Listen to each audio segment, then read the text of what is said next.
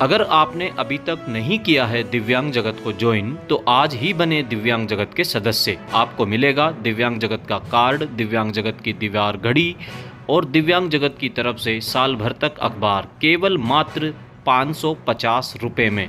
आप व्हाट्सएप पर हमें हाई का मैसेज करिए, आपको दिव्यांग जगत की सदस्यता मिलेगी।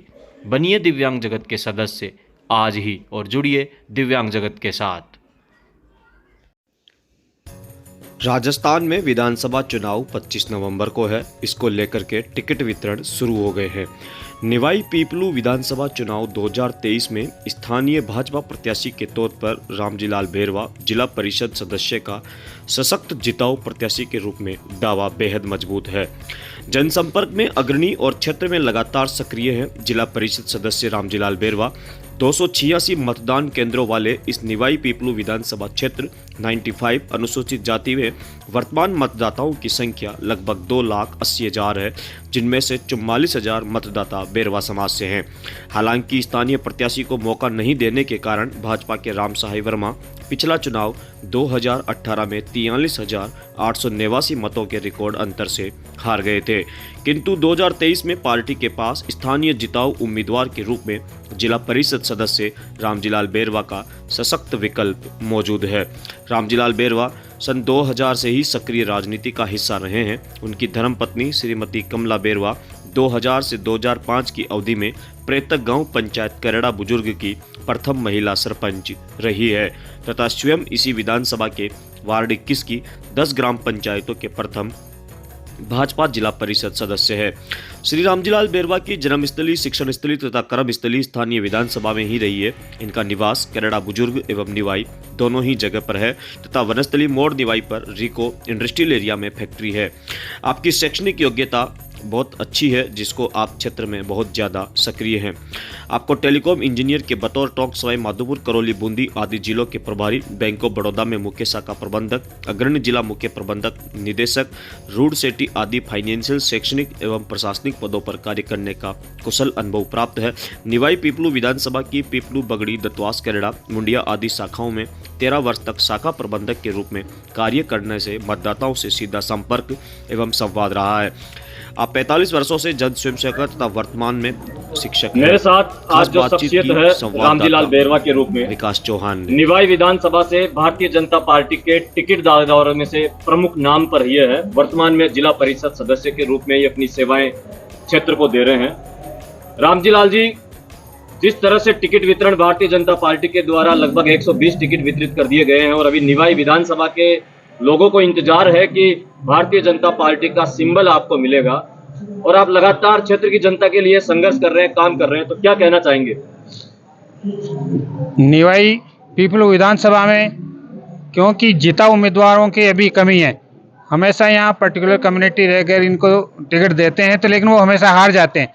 यहाँ पर क्या है कि निवाई पीपलू विधानसभा में करीब 44,000 बेरवा जाति के मतदाता हैं और उनमें से क्या है कि 25 साल से अभी भारतीय जनता पार्टी ने टिकट नहीं दिया है। तो भारतीय जनता पार्टी को अगर एक बार यहाँ से टिकट देना चाहिए ताकि ये सीट तभी निकल सकती है, क्योंकि अभी वर्तमान एमएलए से वहाँ के सारे सभी जातियों के या सभी वर्गों के लोग सख्त नाराज हैं। अगर मुझे वहाँ से भारतीय जनता पार्टी मौका देती है तो मैं कम से कम 85% बेरवाओं के मतदाता मेरी तरफ रुख मोड़ सकता हूं और भारतीय जनता पार्टी को करीब 60-70 हजार मतों से विजयी दिला सकता हूं। अभी जो वर्तमान में विधायक है प्रशांत बेरवा, उनके कार्यों को लेकर के क्या कहना चाहेंगे आप? उनके कार्यों को लेकर के कार्य तो क्योंकि सरकार की योजनाएं हैं उनको इम्प्लीमेंट करते हैं, लेकिन उनका पर्सनल व्यवहार, लोगों के प्रति जो रुख उनका है उससे वहाँ की जनता सख्त नाराज है। जिस उम्मीद के साथ उन्होंने मतदाताओं ने पूर्ण बहुमत से 44,000 से उनको जिताया था, वो अब उनकी निराशा उनको मिली है और अब वो उनको बिल्कुल उनसे एकदम उनके टेलीफोन नहीं उठाते हैं, जनता के उनसे बिल्कुल बात नहीं करते हैं, तो इससे सख्त नाराज हैं। उनको सम्मान, कार्यकर्ताओं को कोई सम्मान नहीं मिलता है। रामजीलाल जी, आप क्षेत्र में लगातार सक्रिय रहे हैं, सोशल मीडिया के अकाउंट से आपका पता चलता है, तो क्या आप मानते हैं अब की बार भारतीय जनता पार्टी किसको सिंबल देने जा रही है? भारतीय जनता पार्टी सिंबल देने के लिए मैंने भी वहाँ से आवेदन किया था, पिछली बार भी किया था, लेकिन पिछली बार नहीं मिला था।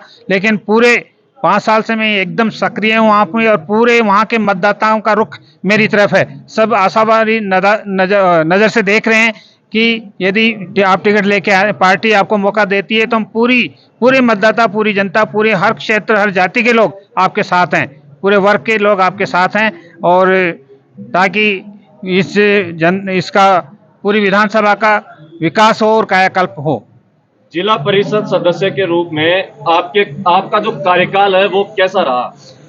जिला परिषद सदस्य मुझे 3 साल वहाँ पे हो गए हैं, और क्योंकि वहाँ पे जिला परिषद सदस्य, जब से जिला परिषद वहाँ पे बनी है, वहाँ पे कभी भी भारतीय जनता पार्टी का डीआर जीत कर नहीं आया। पहली बार मैं वहाँ पे भारतीय जनता पार्टी का डीआर जीत के आया हूँ, और वहाँ से सीआर भी वहाँ से जीत के आए हैं।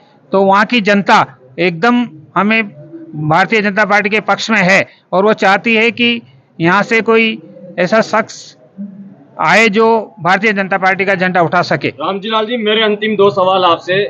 सबसे पहले आप मुझे ये बताएं, किसकी सरकार अब बनेगी? 25 नवंबर को विधानसभा चुनाव, 3 दिसंबर को मतगणना, क्या देखते हैं आप राजस्थान का भविष्य?